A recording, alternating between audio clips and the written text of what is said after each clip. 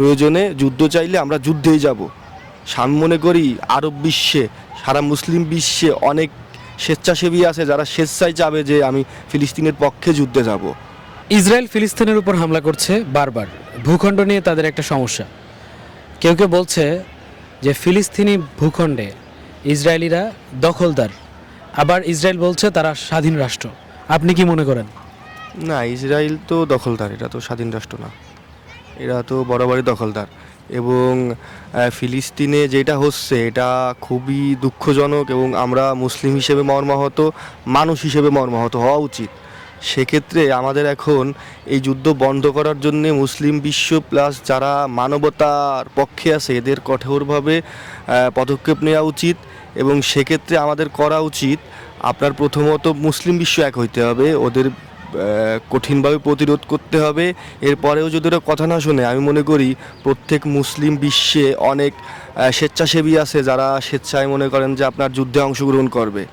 যদি ইসরায়েল যুদ্ধই চায় সেক্ষেত্রে মুসলিম বিশ্ব এক হয়ে প্রয়োজনে আমরা স্বেচ্ছাসেবী গঠন করে, এবং আমাদের মুসলিম বিশ্ব একটা বড় একটা সংখ্যক আমাদের সেনাবাহিনী আছে, বড় একটা সংখ্যক আমরা মুসলিম জনসংখ্যা আছি, আমরা একটা স্বেচ্ছাসেবী, আমরা এরকম প্রয়োজনে আমরা নিজেরা যুদ্ধ করব, বা যারা স্বেচ্ছাসেবী বা স্বেচ্ছা যুদ্ধ করতে চায়। এই যুদ্ধ 1.5 বছর ধরে চলতেছে, এই যুদ্ধ 1.5 বছর চলার কথা ছিল না। এই যে 70-80 হাজার 90 হাজার মানুষ ওখানে মারা গেছে, লক্ষ লক্ষ মানুষ আপনার ওখানে আহত হয়েছে, তো এটা অনেক আগেই এটা বন্ধ হওয়ার উচিত ছিল, বা এই বিষয়ে পদক্ষেপ নেওয়া উচিত ছিল।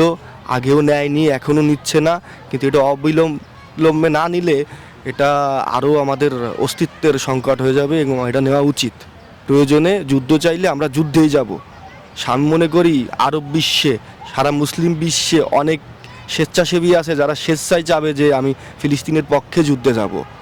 তো এরকম যদি আরব বিশ্ব এক নাও হইতে পারে, আর দুঃখজনক, মানে চরম দুঃখজনক হলেও বলতে হয়, আরব বিশ্বের যে সমস্ত নেতা আছে এরা আসলে এরা কোনো মানুষের মধ্যে পড়ে না, এরা নাস্তিক। আমার মনে হয় যেটা মুসলিম বিশ্বের নেতারা, কয়েকটা দেশের নেতা, সব না, কয়েকটা দেশের নেতা, এদের কারণেই এই সমস্যাটা সমাধান হচ্ছে না, এবং এদের কারণেই আজকে ইসরায়েল এত সাহস পাচ্ছে। এবং পাশাপাশি আমাদের আমেরিকা এবং ইসরায়েলের সম্পূর্ণ পণ্য বয়কট সহ তাদের সাথে কঠিনভাবে আমরা যতদূর পারি এই অমত অবস্থায় পণ্য বয়কট করে আমরা তাদের বিরুদ্ধে কঠোরভাবে পদক্ষেপ নিব। প্রয়োজনে আমরা যদি এরকম কোনো পরিবেশ সৃষ্টি করতে পারে আরব বিশ্বের নেতারা বা বিশ্বের কোনো দলের বা কোনো দেশের নেতারা, যে সারা বাংলাদেশ থেকে ফিলিস্তিনির জন্যে স্বেচ্ছাসেবী গঠন করে যুদ্ধে হোক, তাদের তো মানবতা বিরাট অবস্থা, সেখানে চিকিৎসার ব্যবস্থা নাই, সেখানে মানে এটা বলার মতো না। তো সেক্ষেত্রে ওখানে যদি স্বেচ্ছাসেবী যুদ্ধে যাবে, অনেকে চিকিৎসা সেবায় যাবে, এরকমভাবে সারা অন্তত মুসলিম দেশ থেকে, এটা আমি মনে করি যে অন্তত যতগুলো ফিলিস্তিনের পক্ষের দেশগুলো আছে এরা অন্তত বলা উচিত যে ফিলিস্তিনের পক্ষে স্বেচ্ছায় কি কেউ আছে যে সেখানে স্বেচ্ছাসেবী হবে, বা এরকম একটা ঘোষণা দিয়ে একটা পদক্ষেপ নিলে আমার মনে হয় এতে একটা ভালো একটা হবে।